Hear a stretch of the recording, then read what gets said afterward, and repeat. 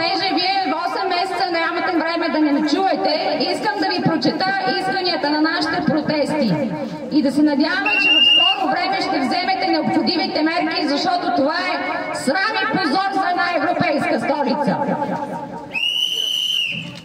В нашата България всеки ден страдат невинни и безгласни същества, чието благосъстояние зависи само от нас, хората. Насилието над животните е най-страшната характеристика на едно общество, а в нашето то е ежедневие. Това насилие, особено ако остава ненаказано, се стоварва още по-жестоко и върху най-слабите и уязвими човешки същества.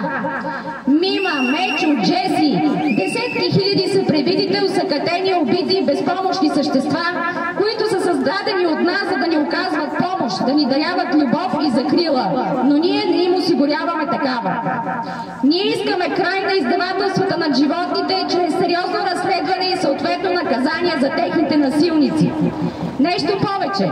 В България насилието на животните се упражнява не само от маргинални членове на обществото, а от самите кметове на общини и служителите на общинските съоръжения, които вместо полагане на грижа оказват жестокост над поверените им животни. Ние искаме край на издевателствата над животни, издържаната от нас общинска администрация и строги наказания за насилниците на обществени постове. Настояваме всички институции да спазват задълженията си за хуманно отношение към животните и контрол. Законът за защита на животните съществува и е от 2008 година, уважаеми дами и господа. Инкриминирането на жестокостта над животните също. Утре предстоят, както и да е, утре не предстоят избори, но да се надяваме, че ще ни обърнете внимание. Започвам да чета самите искания. Забрана и строги наказания за развъждане на кучета и котки извън регистрирани развъдници, които заплащат висока такса и подлежат на строг контрол относно хуманните условия и отношение към животните. 2. Таксата за некастрирано куче да бъде равна на такса за отглеждане на куче с цел развъждане. 3. Забрана за продажба на кучета и котки в зоомагазини и по интернет. 4. Контрол над кметовете на общини за стриктно спазване на националната програма за овладяване на популацията от безстопанствени животни, основана на масова кастрация и връщане по места. 5. Подробно регламентиране на броя на персонала спрямо броя на животните в съоръженията за затваряне на кучета и котки, както и на неговите задължения и строги наказания за неизпълнението им. Санкции за длъжностни лица, които пренебрегват задълженията си, свързани с хуманното отношение към животните.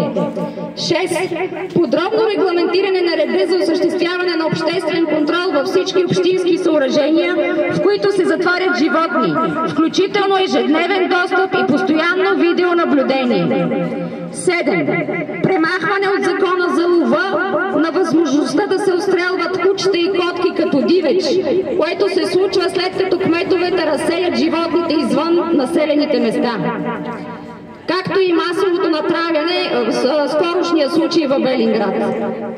8. Забрана и строги наказания за отглеждане на кучета на верига.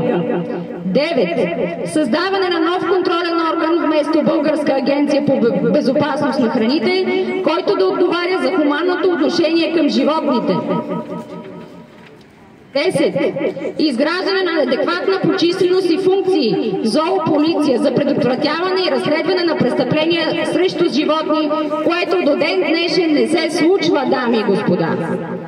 Убедени сме, че бъдещите ни представители в законодателната власт са готови да допринесат за величието на нашата нация, като направят обществото ни по-хуманно към животните и с това да направят страната ни по-добра и за децата ни. Благодаря ви.